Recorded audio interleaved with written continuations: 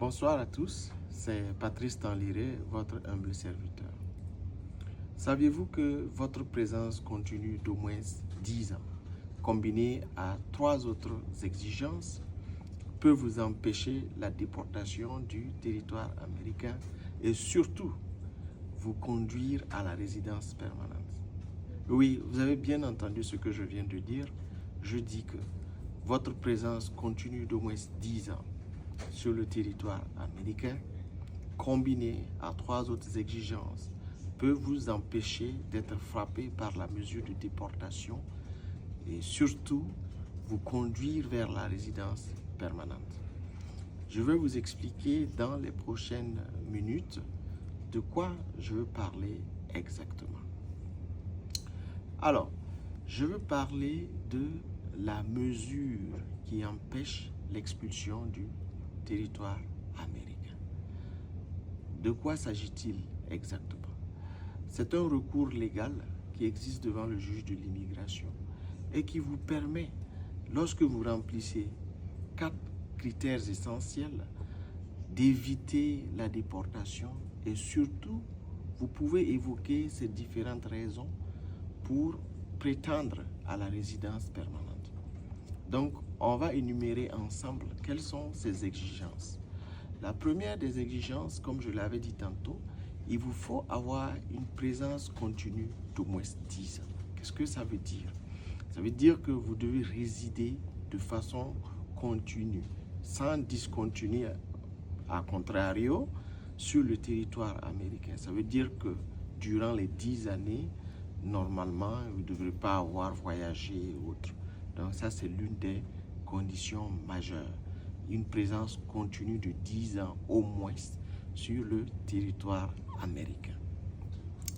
Et la deuxième exigence, c'est pouvoir démontrer une bonne moralité et un bon caractère. Qu'est-ce que ça veut dire? Ça veut dire que durant ces 10 années-là, vous ne devriez pas avoir un casier judiciaire sale.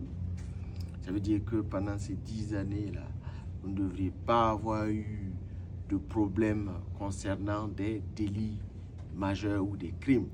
Voilà, quand c'est les petites contraventions de tickets et autres, bon, ça va. Alors, vous ne devriez pas surtout avoir été confronté à des problèmes d'évasion fiscale parce que vous savez qu'en matière fiscale ici, on ne blague pas. Voilà, ça c'est la deuxième exigence. La troisième exigence, vous devriez avoir ce qu'on appelle un parent qualifiant. Qu'est-ce que ça veut dire un parent qualifiant? Ça veut dire que vous devriez pouvoir justifier en tout cas que l'un de vos parents directs. Qu'est-ce que ça veut dire un parent direct?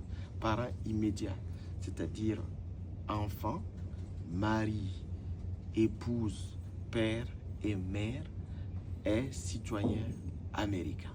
Donc ça, c'est l'une des exigences également. Et enfin, la quatrième et dernière exigence, vous devriez pouvoir démontrer, donc, en référence à ce parent qualifiant-là, que si vous êtes déporté, ce parent qualifiant-là va connaître ce qu'on appelle des difficultés exceptionnelles et des souffrances inhabituelles. Voilà. Donc, en résumé, voici ces différentes exigences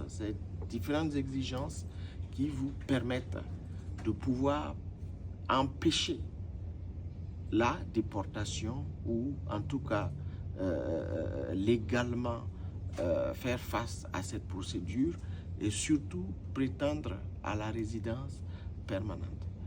Et il faut ajouter que tout dernièrement, il y a une décision de la Cour suprême qui est communément appelée la décision Chavez-Niz contre Garand, qui a permis en réalité d'élargir encore la possibilité de prétendre à ce recours-là. Parce que cette décision a admis en réalité que le délai de 10 ans ne commence à s'arrêter qu'en réalité lorsque vous avez reçu un avis de comparution complet. Voilà, ce qui élargit donc le nombre de personnes qui pourraient être qualifiées pour ce recours. Et donc, il faudrait auparavant connaître de son exigence. Parce que, à la vérité, il y a plusieurs personnes qui ne sont pas au courant de ce recours. Voilà. Donc, alors que c'est un recours qui existe bel et bien, quand bien même légalement, le juge a un pouvoir discrétionnaire en réalité pour accorder le bénéfice de ce recours. Et aussi, l'avantage de ce recours, c'est que c'est un recours qui, en réalité, va vous permettre d'éviter vraiment d'être déporté dans le contexte de cette administration que vous n'ignorez plus. Voilà. Donc, je tenais vraiment à partager cette information avec vous. Et pour plus d'informations, vous savez ce qu'il faut faire.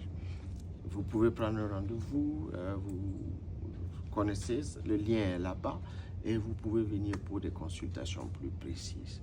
Alors, vraiment, merci bien à vous et au revoir.